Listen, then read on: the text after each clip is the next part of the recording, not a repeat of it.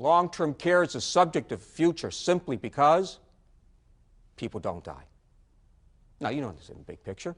People don't die of the types of illnesses that most likely would have killed them in the good old days. And for those people who watch, what's the name of that, Deadwood on HBO, you watch it?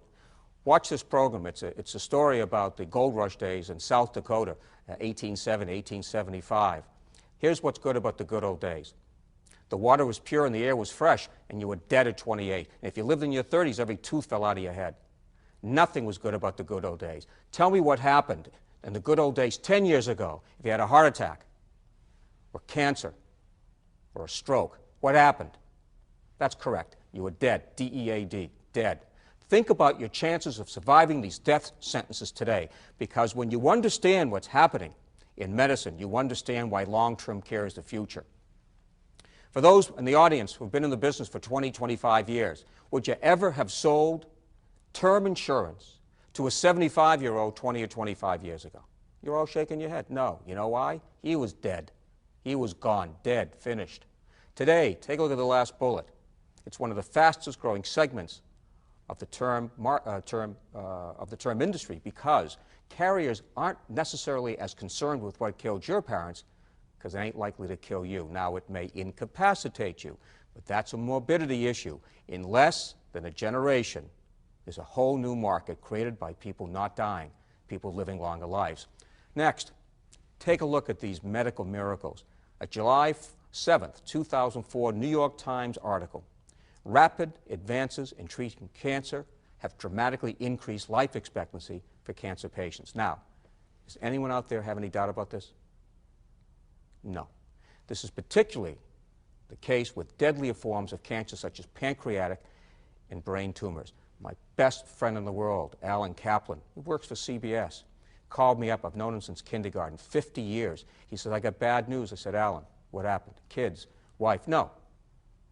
I have pancreatic cancer. He went to see a doctor because he had problems with his stomach, and the doctor says, you know, get an MRI, you never know.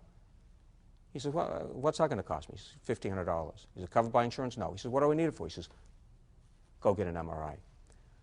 It comes back, pancreatic cancer.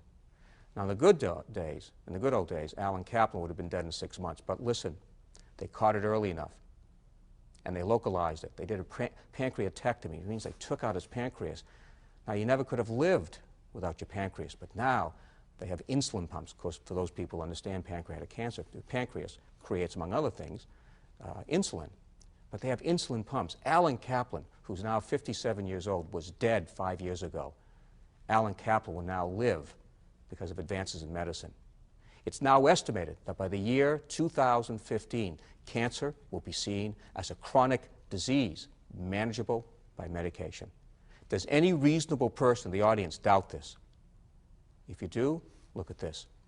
Forbes magazine, by the way, a great read, reports in the November 15, 2004 issue that 2 new drugs are targeting hitherto fatal brain cancer. A guy named David Herbert goes in to have an exam. He's having a series of unexplained headaches. And the doctor says, get an MRI or CAT scan, whatever it might be. He does. It comes back. He said, Mr. Herbert, she says to him, Mr. Herbert, you're dead. You have a glioblastoma multiforme, one of the deadliest kinds of tumors. I'll tell you, I talk about this all the time, and there's always 2 or 3 people in the audience who are shaking their heads because they know about it. It happened to their family. He was told to get his affairs in order. It was similar to pancreatic cancer. But you know something? He went on the internet, and don't tell me you heard of the internet 10 years ago.